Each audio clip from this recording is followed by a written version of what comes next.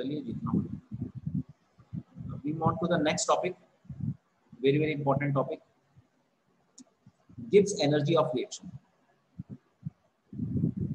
Gibbs energy of,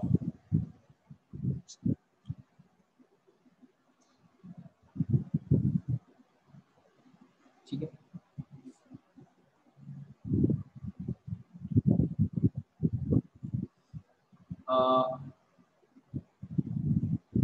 Gibbs energy क्या होती है? It is the useful work, useful work that can be performed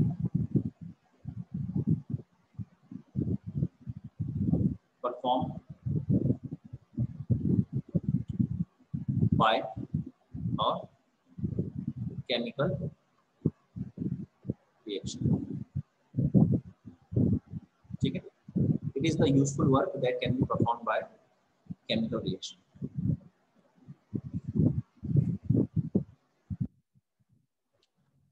Okay. आप लोगों को ये पता है क्या F क्या होता है? 96500, इसको फैराडे कहते हैं, पता है ना? और ये होता है इतने कूलाम पर मोल। इसका मतलब है अगर मैं आपसे पूछूं कि एक मोल इलेक्ट्रॉन में कितना चार्ज है, कैसे निकालोगे? आप बोलोगे एक मोल इलेक्ट्रॉन का charge is equal to Na, एक मोल में नंबर ऑफ इलेक्ट्रॉन और एक इलेक्ट्रॉन का चार्ज, ऐसे निकालोगे ना। जब इसको सॉल्व करोगे 6.022 into 10 to power 23 into 1.6 into 10 to power -1, तो इसको जब सॉल्व करोगे तो ये लगभग आपके बराबर आएगा 96500। ये एक मोल है ना, इसलिए इसको पर मोल कहते हैं। बात समझ में आ गई क्या? If n mole electrons are transferred, then charge कितना हो जाएगा बताओ जल्दी से। एक मोल में इतने चार्ज होते हैं तो n मोल में nf चार्ज हो जाएंगे क्या, बताओ जल्दी से। ये वाली बात समझ में आएगी? यस है ना? अच्छा, सभी को पता है एनर्जी वर्क से रिलेटेड है, ये हमने 10th वगैरह में पढ़ चुके हैं। अभी आपने 12th में ही पढ़ा होगा इसको इलेक्ट्रोस्टैटिक में। वर्क अपॉन चार्ज को अपन वोल्टेज कह देते हैं, पता है ना? तो वर्क को अपन क्या कह सकते हैं? Q इंटू V कह सकते हैं, पता है सबको? हाँ, तो गिब्स जो एनर्जी है डेल्टा G से इसको रिप्रेजेंट करते हैं, और ये एनर्जी है। तो डेल्टा जी की जो वैल्यू होती है, देखो जैसे डेल्टा जी वर्क से रिलेटेड है ना, तो जैसे क्यू भी हुआ है तो क्यू की जगह अपन बोल देते हैं एन मोल इलेक्ट्रॉन ट्रांसफर हुए हैं, और वी की जगह अपन बोल देते हैं ई, क्योंकि अपन सेल की बात कर रहे हैं इसलिए ई सेल। और ये ऑफर एज आर लगा देते हैं, गिव्स एनर्जी ऑफर एज। मेरी बात समझ में आएगी ये वाली? गिव्स एनर्जी समझ में आ गई यहाँ तक क्या फार्मूलास का? Yes, sir. है ना? चार्ज के लिए NF आया, n मोल इलेक्ट्रॉन, मतलब सेल में एनोड से कैथोड की तरफ इलेक्ट्रॉन ट्रांसफर हो रहे हैं, तो n इलेक्ट्रॉन ट्रांसफर हो रहे हैं, तो टोटल कितने चार्ज, कितने फैराडे ट्रांसफर होंगे? NF फैराडे होंगे या NF चार्ज होंगे। और वोल्टेज की जगह अपन सेल का ई सेल, क्योंकि अपन सेल्स पढ़ रहे हैं, रेडियल सेल, गैल्वेनिक सेल पढ़ रहे हैं, इसलिए वोल्टेज की जगह पर पोटेंशियल डिफरेंस जो क्रिएट होता है उसकी जगह पर किसके उसको लिया? E cell.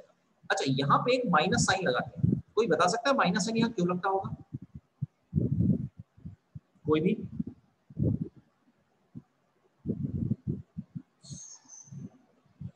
कोई भी दिमाग लगा के बता सकते हैं क्या? इलेक्ट्रॉन के लिए नहीं, नहीं, और कोई लगा थोड़ा दिमाग पूर्वा? एनर्जी यूज हो रही है। हाँ गुड, हाँ करेक्ट, मैं भी करेक्ट है। एक्सोथर्मिक प्रोसेस के लिए, एक्सोथर्मिक का मतलब होता है एनर्जी रिलीज, क्योंकि हम क्या बोल रहे हैं यूजफुल वर्क, तो जब तक एनर्जी, हाँ नहीं हाँ स्पॉन्टेनिटी के लिए भी यूज होता है, बिल्कुल करेक्ट।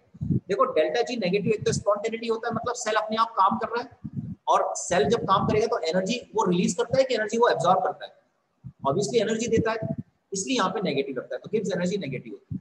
ये बात समझ में आ गई? तो तीनों कारण हो सकते हैं नेगेटिव के, तीनों कारण हम बोल सकते हैं। पहला कारण क्या बोल सकते हैं? पहला कारण बोलते हैं कि रिएक्शन कैसी हो रही है, एक्सो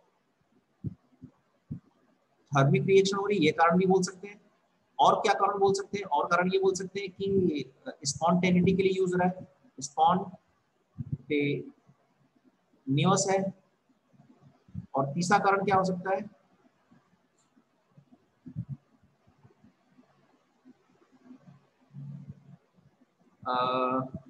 तीसरा हम ये बोल सकते हैं कि वो ये एक्सोथर्मिक है, एनर्जी रिलीज हो रही है ना, दो ही कारण है। समझ में आ गया? अच्छा, एक अपन डिफाइन करते हैं, इसको कहते हैं क्या है? इसको कहते हैं गिब्स एनर्जी ऑफ रिएक्शन। अगर मैं ऐसा लिख दूं, इससे आप क्या समझते हो?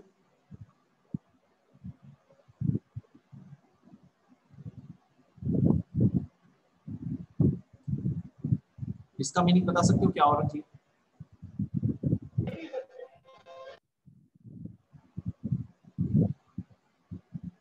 हाँ बिल्कुल करेक्ट। मैं इसका मतलब होगा जैसे ये ई से ई, देखो यहाँ ई सेल लगा, स्टैंडर्ड नहीं है तो ये भी स्टैंडर्ड नहीं है। अब यहाँ पे ई नॉट सेल लगा दिया, इसको हम बोलेंगे स्टैंडर्ड गिव्स, ठीक है। ये भी ये दोनों फॉर्मूले हमारे लिए इंपॉर्टेंट है, इनको याद रखना है,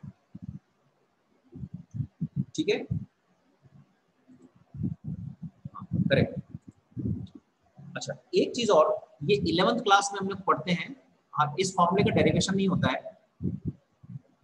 Gibbs energy delta G and equilibrium constant के, ये क्या है? Equilibrium constant are related as. कैसे रिलेट होता है? Delta G is equal to minus R T L N K C. ये 11th क्लास में इक्विलिब्रियम चैप्टर में आपने पढ़ा होगा। ये रिलेशन होता है किसमें? इक्विलिब्रियम कांस्टेंट और गिब्स एनर्जी में, किसी रिएक्शन में। और अभी अपन ने गिब्स एनर्जी को किससे रिलेट किया है? ये तो कभी अगर ई सेल दिया हो तो गिब्स एनर्जी निकाल सकते हैं, और कभी गिब्स एनर्जी दिया हो तो डायरेक्ट अपन गिब्स एनर्जी से पहले ई सेल निकाल रहे हैं, ऐसा ना करके अपन डायरेक्ट क्या गिब्स एनर्जी से क्या निकाल सकते हैं? के मतलब इक्विलिब्रियम कांस्टेंट निकाल सकते हैं। तो अपने को ये अच्छे से पता होना चाहिए कि अगर अपने को रिलेशन किसमें है, E cell delta G and K, तीनों का रिलेशन ये है, ये इन दोनों का रिलेशन है और ये इन दोनों का रिलेशन है। इन पे क्वेश्चन आते हैं, बहुत फ्रीक्वेंटली क्वेश्चंस आते हैं। इवन जो जेई और नीट एग्जामिनेशन है वहां पे भी क्वेश्चन आते हैं, और बहुत सिंपल क्वेश्चन आते हैं। आप थोड़ा सा दिमाग लगा के क्वेश्चन को आसानी से कर सकते हैं। तो गिब्स एनर्जी का यहाँ तक समझ में आ गया क्या? Yes sir. ओके।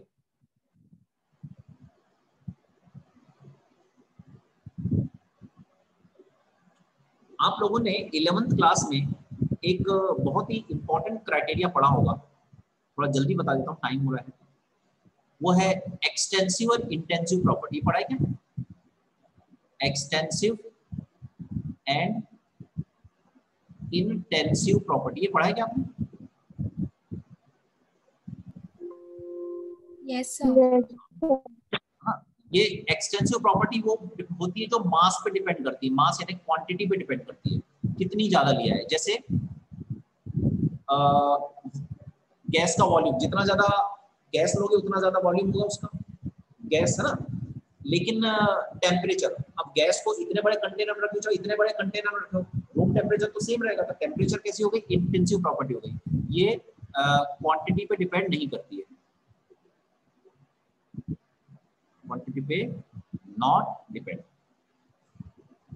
ठीक है, तो जो ये ध्यान रखेंगे कि जो डेल्टा जी और होता है ना, ये एक्सटेंसिव प्रॉपर्टी होती है, और जो ई नॉट सेल होता है ये इंटेंसिव प्रॉपर्टी होती है। मैं आपको एक छोटी सा एग्जांपल दूं क्या, जैसे ई नॉट सेल अपन कैसे निकालते हैं,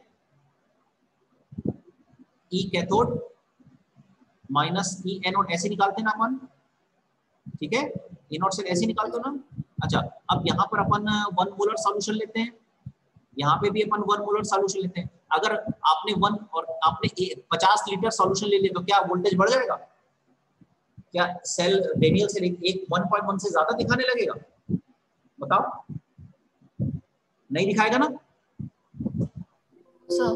हाँ, तो इसलिए क्वांटिटी पे डिपेंड नहीं करता ई सेल, इसलिए इंटेंसिव प्रॉपर्टी है। और ये एक्सटेंसिव क्यों है, क्योंकि इसके